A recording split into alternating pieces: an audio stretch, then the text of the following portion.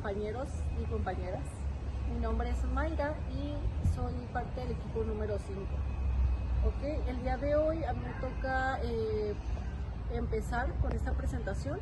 Les voy a hablar un poquito sobre el contexto histórico de México y cuál fue el milagro mexicano. Un poquito del contexto histórico es: después de la Revolución Mexicana, entre los años 1910 y 1920, el país quedó devastado. La economía era principalmente agrícola, había pobreza y desigualdad. A partir de los años 40, con el presidente Manuel Ávila Camacho, entre los años 1940 y 1946, y sobre todo con Miguel Alemán Valdés, entre los años 1946 y 1952. El gobierno empezó a aplicar políticas para modernizar la economía e industrialización mexicana. Básicamente así empieza lo que vendría siendo el milagro mexicano, aplicando lo que estos dos presidentes en aquellas épocas. Y el milagro mexicano fue un periodo de crecimiento económico sostenido en México que ocurrió aproximadamente entre los años 1940 y 1970. Durante estas 3 décadas, el país vivió una gran expansión industrial. Aumentó el empleo, el crecimiento del PIB y estabilidad económica, gracias a políticas gubernamentales enfocadas en el desarrollo interno y la intervención del Estado en la economía. Todo esto lo hablamos de ambos presidentes, que fueron los que principalmente estuvieron involucrados en el crecimiento de México, lo cual pues ya tiene muchísimas décadas que no ha vuelto a suceder.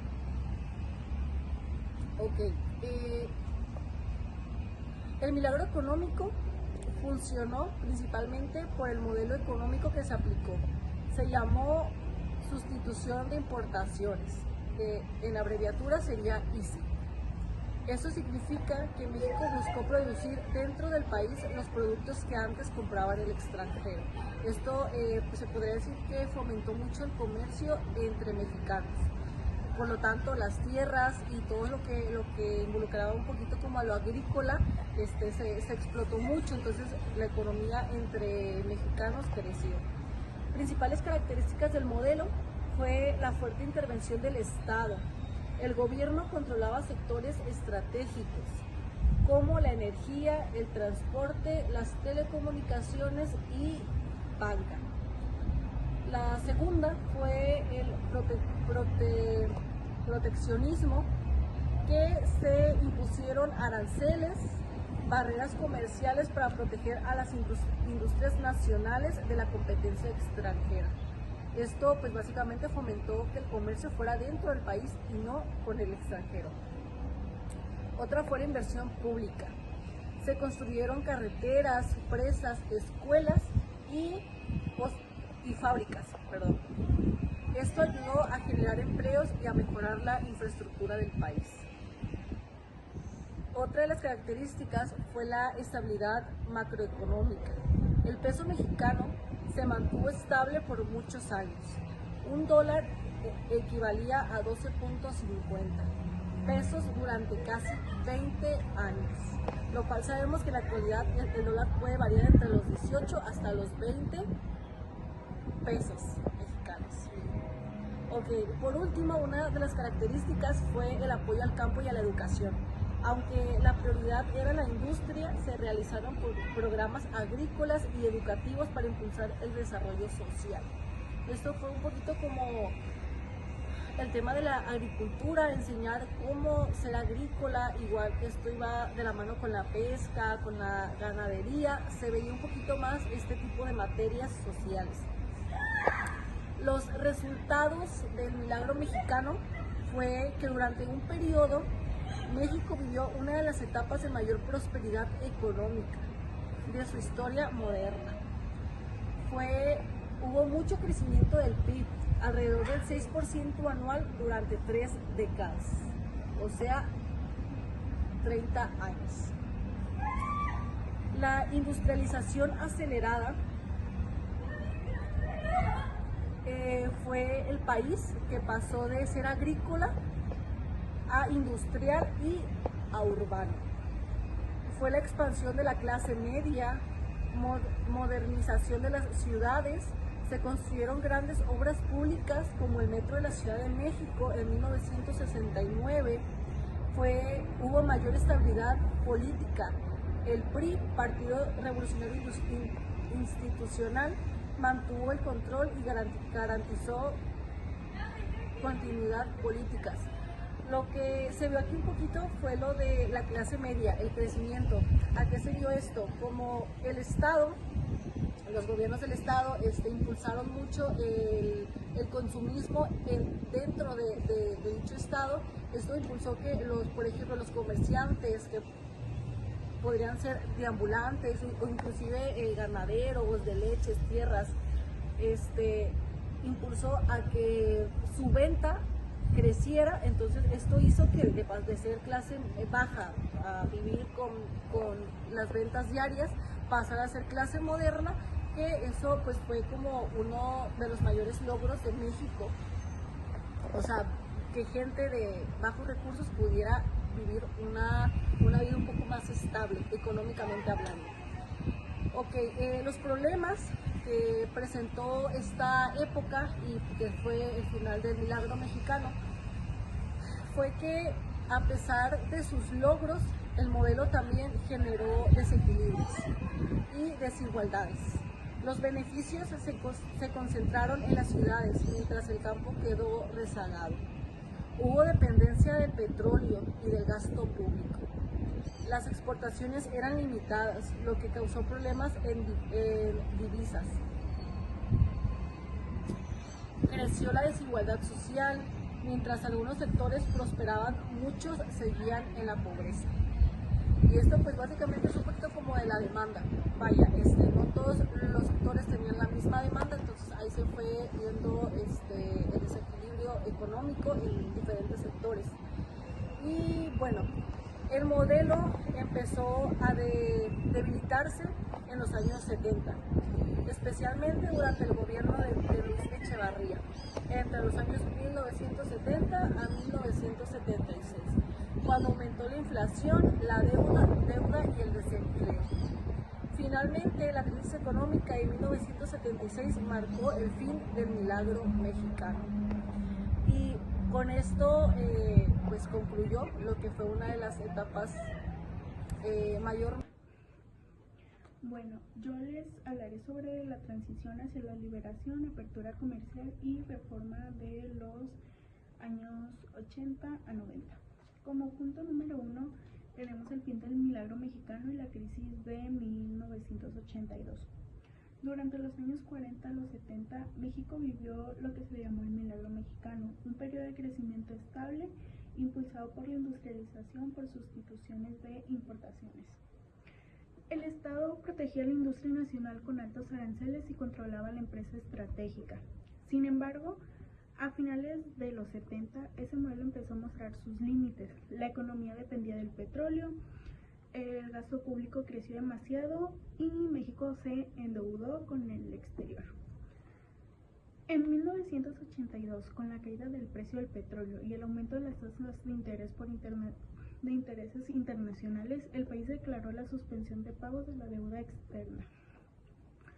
Fue una de las peores crisis en la historia moderna. La inflación superior al 100%, el peso se devaluó drásticamente. El punto número 2, el cambio hacia políticas más liberales.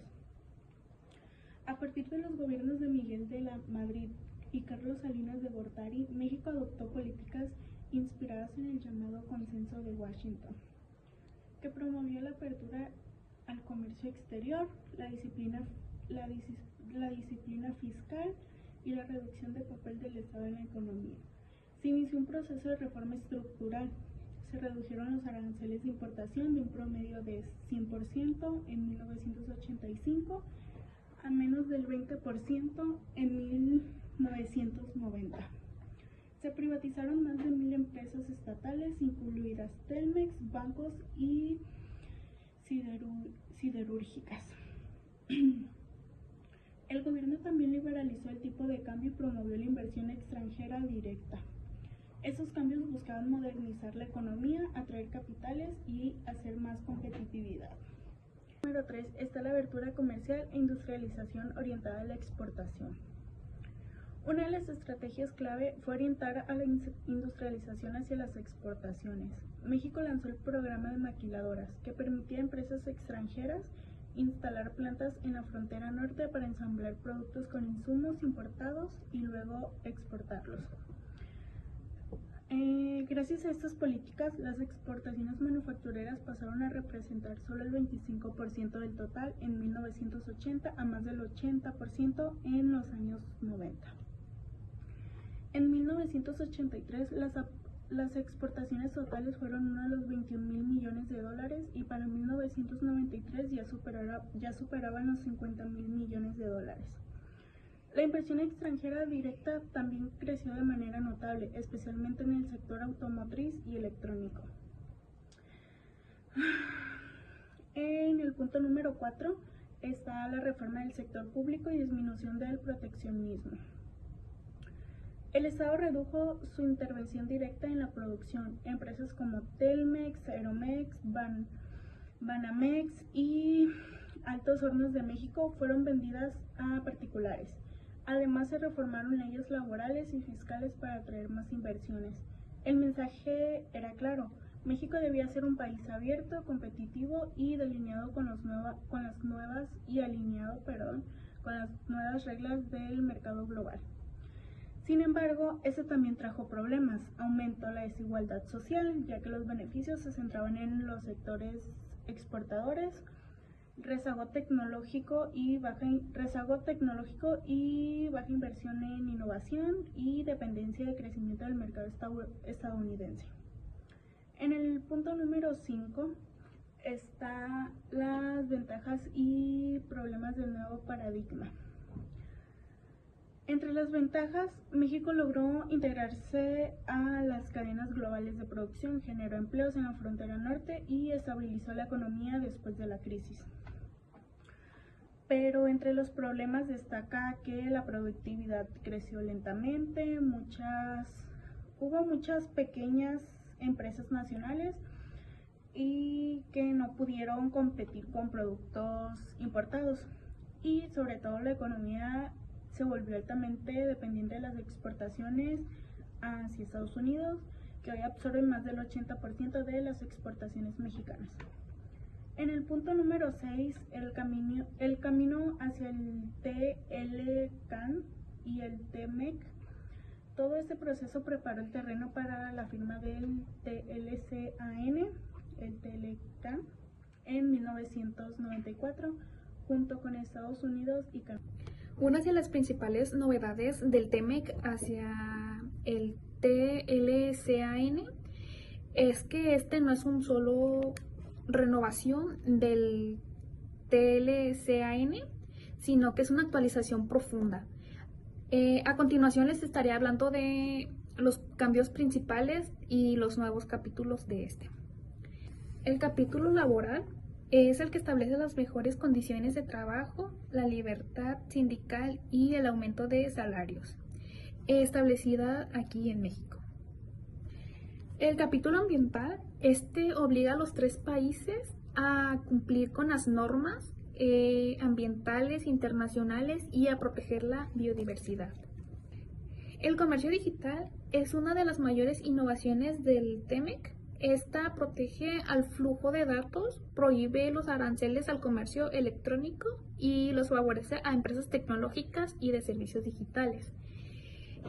Otro punto sería las reglas que orientan más estrictas. Esto se podría hacer como un sector automotriz, que esta sirve para que un vehículo se considere norteamericano y no pueda Otro punto muy importante son las reglas de origen estrictas, como en el sector automotriz, que esto es cuando un vehículo se considera norteamericano y no paga aranceles. El 75% de sus componentes deben ser fabricados en una región.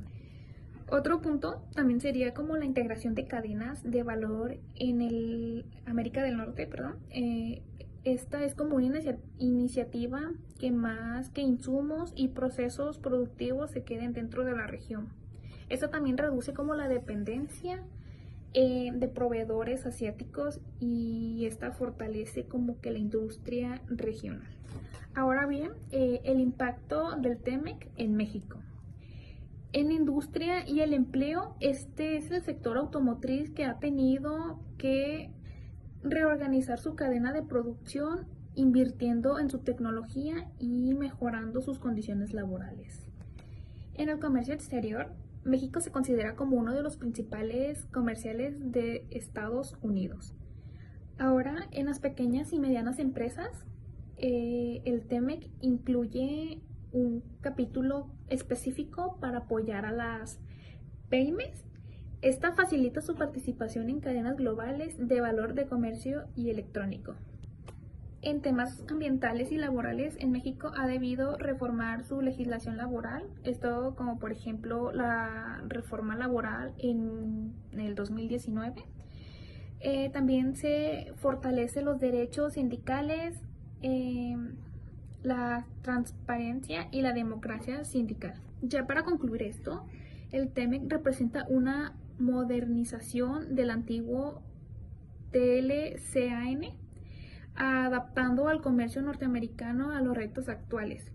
Esto como digitalización, sostenibilidad, justicia laboral y mayor integración económica y regional. El objetivo principal de esta es impulsar el crecimiento económico y crear empleos y posicionar al país como uno de los destinos atractivos para que las empresas internacionales como que se fijen en este. Estas políticas integran 3 grandes líneas de acción. La primera es incentivos, la segunda es estrategias y la tercera son regulaciones y retos.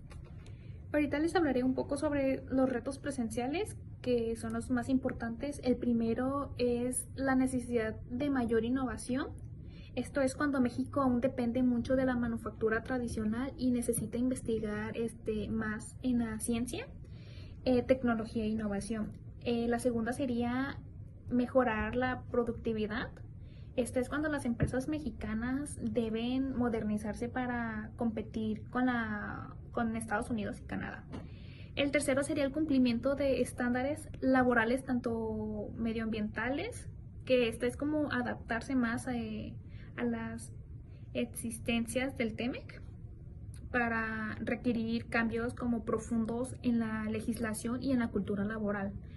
El cuarto sería riesgo de dependencia en Estados Unidos. Esto es cuando más del 80% de las exportaciones mexicanas van hacia ese país, lo que genera vulnerabilidad económica. La unidad más importante es la integración regional, es cuando el TEMEC refuerza la cooperación económica en México y Estados Unidos y Canadá.